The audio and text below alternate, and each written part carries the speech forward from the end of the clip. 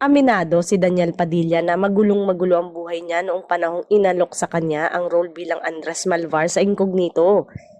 Nag-alinlangan nga siyang tanggapin ang roles ni Andres dahil eto nga yung panahon na hindi niya alam kung ano ang mangyayari sa karir niya.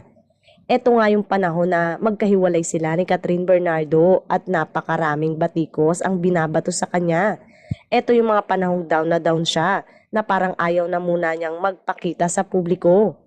Kaya naman, sa final press ko ng Incognito, ibinuhos niya ang pasasalamat sa mga taong nakatrabaho niya.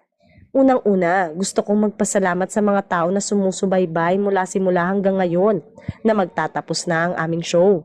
Maraming salamat sa pagmamahal na pinaramdam nyo sa amin. Saan man kami magpunta, saan nyo man kami nakikita tuwing nagsushoot kami. Siyempre, yun ang kabayaran ng pagod naming lahat. Yung na-appreciate nyo ang lahat ng pagod namin. Doon mapapawi ang aming mga pagod. At doon kami lalong ginaganahan na pagandahin pa ang aming munting show.